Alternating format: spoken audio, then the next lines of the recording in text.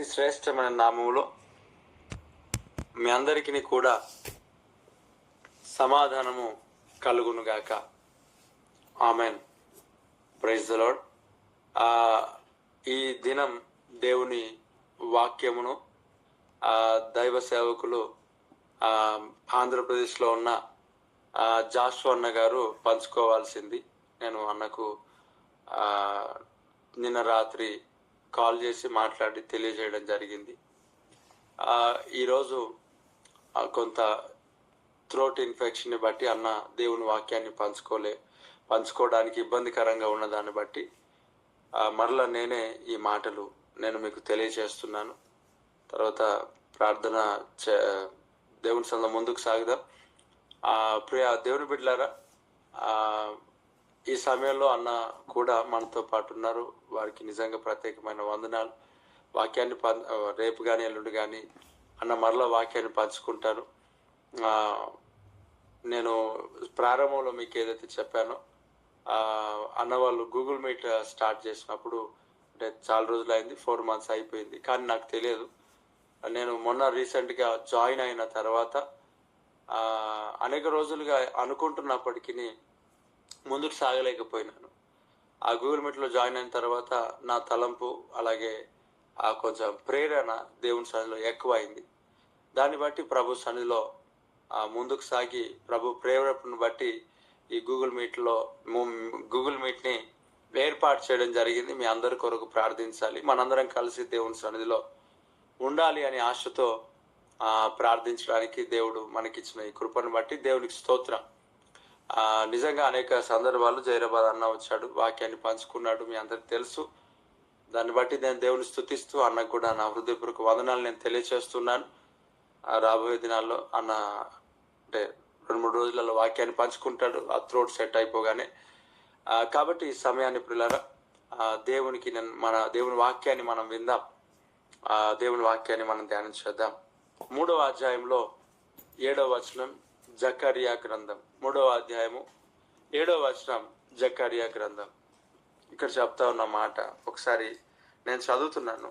సైన్యములకు అధిపతి యెహోవా సెలవిచ్చినది ఏమనగా, నా మార్గంలో నడుచుచు నేను నీకు అప్పగించిన దానిని భద్రముగా గైకొన్న ఎడల నీవు నా మందిరము మీద అధికారివై నా ఆభరణములను కాపాడు వాడవగుదు, మరియు ఇక్కడ నిలువబడు వారికి కలిగినట్లు నా సన్నిధిని నిలుచు భాగ్యం నీకిత్తును. దేవునికి స్తోత్రం. ఈ ఉదయకాల సమయంలో ప్రభు ఒక మాట నేను చెప్తూ వస్తున్నాను. ప్రతి మాట లైఫ్ టైం ప్రామిస్. ఏమాత్రం కూడా మనకు ఒక దినానికి సంబంధించింది కాదు. మన జీవిత కాలం అంతటికి సరిపోయే మాటలు దేవుని వాక్యం కాబట్టి ఒక్క దినానికి కాదు, మనం ప్రతి దినం ఈ మాటలన్నిటినీ ధ్యానించాల్సిన విషయాలు, ధ్యానించాల్సిన అవసరత, అటు యొక్క కృప, అభిషేకం, అలాగే ఆదరణ, స్వస్థత, నెమ్మది, ఆశీర్వాదం అన్నీ ఉన్నాయి. కాబట్టి ఒక్క దినంకు సంబంధించిన మాట కాదు ఇది. మన జీవిత కాలం అంతయు సరిపోయే మన జీవితానికి సరిపోయే మాటలు. కాబట్టి లైఫ్ టైం ప్రామిస్. ఎప్పుడైనా ఎక్కడైనా ఏ వాక్యం ఎప్పుడు చదివినా నేను అనేక సందర్భాల్లో నేను అనుకుంటాను, ప్రతి వాగ్దానం లైఫ్ టైం అనుకుంటాను. ఆ వారానికి లేక రోజుకు లేక ఒక నెలకు సంబంధించిన వాక్యం అని, సంవత్సరానికి సంబంధించిన వాక్యం అని ఎప్పుడు అనుకోను.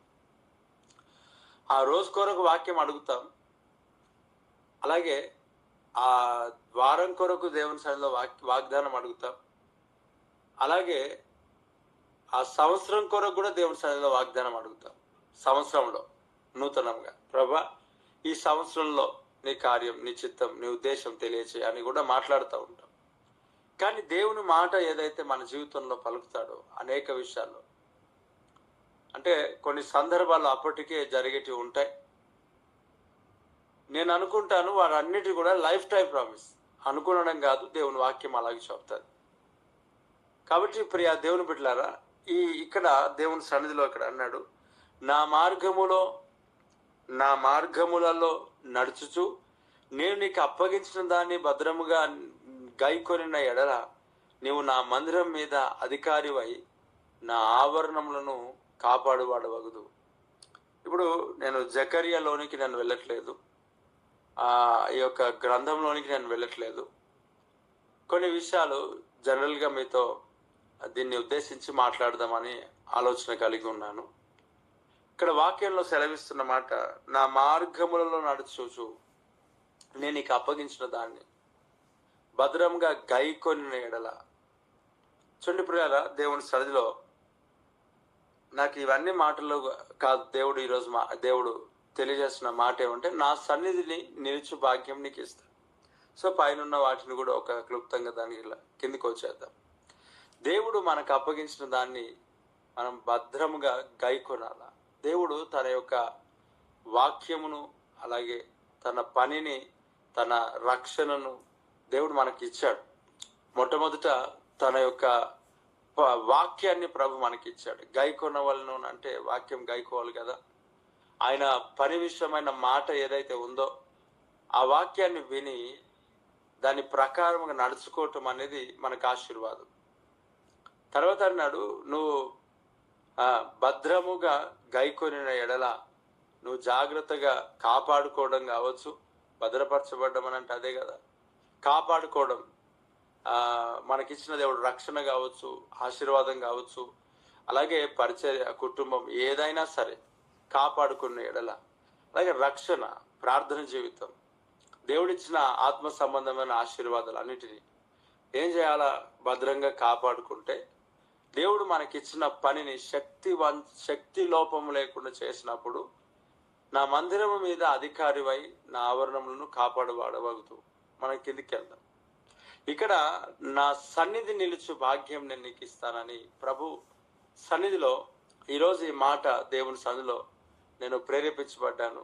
ప్రార్థన చేసేటప్పుడు ఈ మాట దేవుని సన్నిధిలో నాకు ఆ ప్రార్థనలో దేవుడు నాకు జ్ఞాపకం చేశాడు. ఈ ప్రార్థనలో దేవుని యొక్క స్వరంను నేను విని ఈ మాట మీకు తెలియజేస్తున్నా. నా సన్నిధిని నిలిచే భాగ్యం నేను నీకు ఇస్తా. ఈ మాట విన్న నీవు భయపడాల్సిన అవసరం లేదు. ఈరోజు నీకేమి మరణిస్తావని నేను చెప్పట్లేదు. Praise the lord.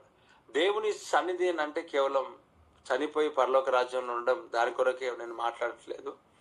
అయితే ఈ భూమి పైన దేవుని సన్నిధిలో నిలిచే భాగ్యాన్ని ప్రభువు నీకు ఇస్తూ ఉన్నాడు. ఇది ఒకటే కాదు, మనం ఈ భూమి పైన మన యాత్రను ముగించిన తర్వాత ఆయన యొక్క పరలోక రాజ్యంలో దేవుడు మనకిచ్చే ఒక గొప్ప భాగ్యాన్ని కూడా దేవుడు ఇస్తున్నాడు. చూడండి, నా సన్నిధిని నిలుచు భాగ్యం నేను నీకు ఇస్తా. దేవుని యొక్క సన్నిధి అనేది చాలా ప్రాముఖ్యమైనది, చాలా ప్రశస్తమైంది. ఆ సన్నిధిలో చాలా గొప్ప కార్యాలు, గొప్ప విషయాలు, గొప్ప ఆశీర్వాదం దాగి ఉంది. సో ఈ ఉదయకాల సమయంలో మన జీవితంలో ఆయన సన్నిధిని మనకు నిలిచే భాగ్యాన్ని దేవుడు ఇస్తానంటున్నాడు. ఎవరెవరు ఎక్కడెక్కడ నిలిచి ఉంటారు కదా. ఈరోజు ఈ ఉదయకాల సమయంలో మనం దేవుని సన్నిధిలో నిలవబడడం కూడా గొప్ప విషయమే. దేవుని యొక్క మందిరంలో, దేవుని యొక్క సన్నిధిలో ఇక్కడ మనం గూగుల్ మీట్లో జాయిన్ అయ్యి దేవుని వాక్యాన్ని, దేవుని సన్నిధిని ఉంటున్నాం కదా, ప్రార్థన చేస్తున్నాం కదా. ఇది దేవుని సన్నిధిలో నిలిచే భాగ్యమే కదా. ఈ 5 గంటలకు లేచి అనేక మంది జీవితాలు తిన్నది అరిగించుకునేవారు కొంతమంది ఉంటారు. తప్పేం లేదు, అరిగించుకోవడంలో నేను కూడా పాలు పంచుకోవాల్సిన అవసరం ఉంది ఎంతకైనా. కాబట్టి అనేక సందర్భాల్లో తిన్నది అరిగించుకోవడం ఎందుకు అని చెప్పి కొన్ని సందర్భాలు తినడం మానేసిన రోజులు కూడా ఉంటాయి. ఊరికే ఏం అరిగించుకుంటామని. అరిగించుకున్నా అరిగించుకోకపోయినా మనకు అవసరం, కొన్ని పనులు అవసరం. కానీ చూడండి, ఈ గూగుల్ మీట్ తర్వాత లేక ప్రార్థన తర్వాత బయటికి వెళ్ళాలి కదా. ఎంతో మంది శరీరానికి కొరకు ఎంతో ప్రయాస పడి ఎన్నో కిలోమీటర్లు, ఎన్నో బరువులు లేపుతా ఉంటారు. కానీ దానికంటే ముందుగా దైవ సన్నిధిలో నేను కనబడాలా, లేక ప్రభు సన్నిధిలో నేను ఉండాలన్న ఆశ అనేక మంది జీవితంలో లేదు. అనేకులు ఇలా గూగుల్ మీట్లో జాయిన్ అవ్వకుండా వారు, లేక ప్రార్థనలో వారు వ్యక్తిగతంగా ఉండకుండా ఎక్కడెక్కడో వారు నడుస్తా, ప్రయాణం చేస్తా లోకంలో వారు ఉంటున్నారు. దేవుడు మన జీవితంలో ఇచ్చిన భాగ్యం, ఆయన సన్నిధిలో ఉండే కృప దేవుడు మనతో ఇచ్చాడు. ఆయన సన్నిధిలో మన జీవితాలు ఎంతో ఆశీర్వదింపబడ్డాయి, దీవించబడ్డాయి. ఆయన సన్నిధిలో ఉండే భాగ్యాన్ని దేవుడు మనకి ఇచ్చాడు.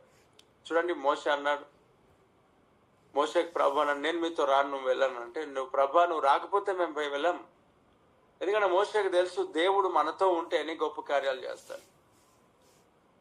దేవా నువ్వు రావాలి నాతో, నువ్వు రాకపోతే నేను నీ దగ్గర నుంచి నేను బయటికి వెళ్ళను.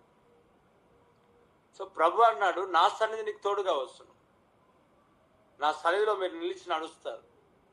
దేవుని సన్నిధిలో ఉండినప్పుడు మన జీవితాల్లో ప్రతిదీ కూడా అపవాది కార్యాలు, సాతాను కార్యాలు, శత్రువు కార్యాలు, మనము సాధ్యము కాని అనేటివి దేవుడు సాధ్యపరిచి వాటన్నిటి తొలగిస్తాడు. కాబట్టి దేవుని యొక్క సన్నిధిలో నిలిచే భాగ్యం ప్రభు మనకి ఇస్తున్నప్పుడు శత్రువులపైన విజయం దొరుకుతుంది, ఆరోగ్యం దొరుకుతుంది, సంతోషం దొరుకుతుంది, సమాధానం దొరుకుతుంది, కుటుంబ క్షేమం దొరుకుతుంది, కుటుంబంలో కాపుదల దొరుకుతుంది. మనం ఇందాక ప్రార్థనలో మాట్లాడిన మాట, నీ సన్నిధిలో సంపూర్ణ సంతోషం కలదు. సన్నిధిలో నిలిచే భాగ్యంలో ఆ సన్నిధిలో ఏం కలుగుతుందని అంటే లోకంలో ఎక్కడ సంతోషం లేదు. కాబట్టి దేవుని సన్నిధిలో సంపూర్ణ సంతోషం దేవుడు మనకి ఇస్తాడు. అంటే ఆయన ఎప్పుడు కూడా పరిపూర్ణత ఇచ్చేవాడు కదా, సంపూర్ణత ఇచ్చేవాడు కదా, సగం సగం ఇచ్చేవాడు కాదు. ఆయన కంప్లీట్గా మన జీవితాన్ని ఆశీర్వదించేవాడు. కంప్లీట్నెస్ ఆయన ఫుల్ఫిల్నెస్. తర్వాత ఆయన నిండు, ఎప్పుడైనా చూడండి, నీ గిన్నె నిండి పొర్లుతా ఉన్నదని అంటాడు. సమృద్ధిగా, కంప్లీట్గా, అంటే వెల్తీ ఇచ్చేవాడు కాదు ఆయన, చాలినట్టుగా ఇచ్చేవాడు కాదు ఆయన. అందుకే అంటాడు, అడుగు వాటికంటేను ఊహించు వాటికంటేను అత్యధికముగా దయచేసే దేవుడు అంట. అత్యధికముగా నువ్వు అడిగింది కొంచెమే, నువ్వు ఊహించింది కొంచెమే, కానీ వాటన్నిటికంటే గొప్పదిగా నేను నీకు చేస్తా. Praise the Lord. అనేక సందర్భాల్లో అనేక మంది దైవ సేవకులు, అనేక మంది గొప్ప గొప్ప దైవ సేవకుల ఒక ప్రేరణ, మనం ఏదైతే అడుగుతున్నామో ఖచ్చితంగా పర్టికులర్గా దేవుని సన్నిధిలో మనం అడగాలి, కొలతతో అడగాలి, విశ్వాసంతో అడగాలి అని ప్రసంగాలు వింటాం. నేను కూడా విన్నాను, చదివాను బయోగ్రఫీ. తర్వాత నేను కూడా అలాగ ప్రార్థన చేశాను. అలా ప్రార్థన చేయడం తప్పేం కాదు, అలా ప్రేయర్ చేయాలి ఖచ్చితంగా. కొన్ని సందర్భాలు అలా ప్రార్థన అవసరం. నేను దేవుని సన్నిధిలో ప్రార్థన చేసేటప్పుడు నాకు అనిపించినాయి, నాకు అనిపించినాయి, నాకు దేవుని సన్నిధిలో ఒక వ్యక్తి ఇలాగ సాగాడు కాబట్టి ఇట్లనే సాగాలని, నువ్వు ముందుకు సాగాలని నువ్వు అనుకోవడం మంచిదే. అలా వెళ్ళినప్పుడు సక్సెస్ అవుతాం, ఇవన్నీ మంచిదే. అంటే నా హృదయంలో ప్రేరేపణ. అయితే దేవుడు నా విషయంలో నేను ప్రార్థన చేస్తున్నప్పుడు వాళ్ళు ఫలానా వాళ్ళు ఇలాగున్నారు, ఫలానా వాళ్ళు అలాగే చేస్తారని కాకుండా ప్రత్యేకంగా దేవుడు మనకిచ్చిన ఒక ప్రార్థన జీవితం లేక నడిపించే విధానంలో కొన్ని సందర్భాల్లో మన పర్సనల్గా దేవుడు ఏదైతే నేర్పిస్తాడో దాంట్లో కూడా వెళ్ళాల్సిన అవసరం ఉంది. అందరిని నడిపిస్తున్నానని చెప్పి నువ్వు కూడా అదే రకంగా నువ్వు వెళ్ళాల్సిన పనేం లేదు. నేను నిన్ను నడిపిస్తానని కొన్ని సందర్భాల్లో దేవుడు మాట్లాడాడు. ఇప్పుడు మనం అనుకుంటాం అలాగ ప్రార్థన చేయాలి, ఇలాగ ప్రార్థన చేయాలి. తర్వాత నేను కొన్ని సందర్భాల్లో ఇప్పటికీ ప్రార్థన చేస్తాం, పర్టికులర్గా ఈ పరిస్థితి, వస్తువులని.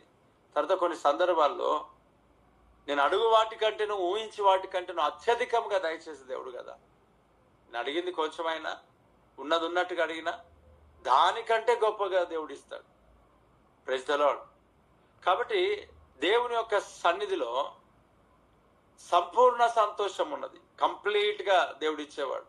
అంటే ఇన్కంప్లీట్నెస్ కాదు ఆయన, కంప్లీట్గా ఆ కంప్లీట్ లేకుండా ఆయన ఇయ్యాడు. ఆ ప్రభువైన యేసుక్రీస్తు సిలువలో తన యొక్క బలియాగానికి ముందు ఆయన అంటాడు, సమాప్తమైనది, అంటే కంప్లీట్ అయిపోయింది అంతా.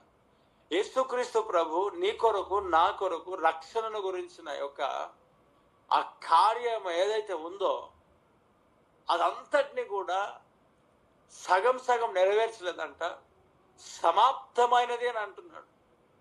నీ జీవితంలో, నా జీవితంలో ప్రియులారా, దేవుడు ఎప్పుడు కూడా సగం ఇచ్చే దేవుడు కాదు. కంప్లీట్గా నిన్ను ఆశీర్వదించే దేవుడు, కంప్లీట్గా నిన్ను బలపరిచే దేవుడు. సమాప్తమైనది అంటాడు ఆయన. అంటాడు, నేను లోకం ఇచ్చినట్టుగా సంతోషం నేను నీకు ఇవ్వను, నా సంతోషం ప్రత్యేకమైనది, నేనిచ్చు సంతోషం, నా శాంతినే నేను నీకు ఇస్తున్నాను అంటాడు. కాబట్టి దేవుని సన్నిధిలోనంట సంపూర్ణ సంతోషము కలదు. లోకంలో ఎక్కడ సంతోషం లేదు. కాబట్టి మనము ఈ బీపీ, షుగర్, అనారోగ్య పరిస్థితులు వీటన్నిటిలో నుంచి దీర్ఘకాల వ్యాధులు ఇవన్నీ శరీరంలో ఏవైతే అంటుతున్నాయో ఇవన్నీ కూడా అనేక సందర్భాల్లో అనేక విషయాలను మనం ఆలోచన చేస్తే ఈ సంతోషం లేని కారణం చేత కొన్ని రోగాలు మనకు రావటం కూడా జరుగుతాం. దేవుని సన్నిధిలో సంతోషం, సంపూర్ణ సంతోషం. కొన్ని రోగాలు ప్రార్థన చేయకముందే పారిపోతున్నాయి. ఎందుకంటే దేవుని మందిరంలోకి రాగానే సంతోషం అనేది కదా కలుగుతా ఉంది. సంతోషం అనేది ప్రభు మనకి ఇస్తున్నాడు కదా. ఆ సంతోషంలో మనకున్న ప్రతి పరిస్థితిని, అనారోగ్యాన్ని దేవుడు తొలగిస్తా ఉన్నాడు. ఇంకో విషయం చెప్పి నేను ముగిస్తాను. అలాగే దేవుని సన్నిధిలో, ప్రభు ఒక సన్నిధిలో బలా సౌందర్యం ఉన్నాయి. బలం ఉంది, సౌందర్యం ఉంది. దేవుని సన్నిధిలో సంతోషం ఉంది. సంతోషాన్ని పొందుకున్నప్పుడు బలాన్ని పొందుకుంటాం, ఆరోగ్యాన్ని పొందుకుంటాం, స్వస్థతను పొందుకుంటాం. సంతోషంగా ఉన్నప్పుడు అన్ని విధాలుగా మనం ఆస్వాదించబడతాం. మన మొహం కూడా తేజస్సుతో నింపబడుతుంది, దేవుని స్వరూపంలోగా మార్చబడుతుంది కదా. ఇక్కడ అన్నాడు, బల సౌందర్యములు నీ సన్నిధిలో ఉన్నాయి. బలం ఉంది, సౌందర్యం ఉంది. చూడండి పిల్లరా, బలము లోకంలో ఎక్కడ దొరకదు. దేవుని సన్నిధిలో, ఆయన వాక్య ధ్యానములో, ఆయన నామస్మరణలో, ఆయన సన్నిధిలో కూర్చునే యొక్క దాంట్లో బలం ఉన్నది. Praise the lord.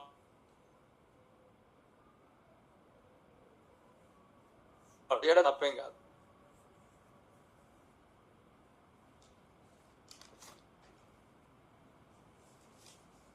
కానీ వాటన్నిటికీ దొరికకపోతే మనం వాటిని ఎక్కడికి మనం జయించలేం. కాబట్టి బలము దేవుని స్థాయిలో ఉంది.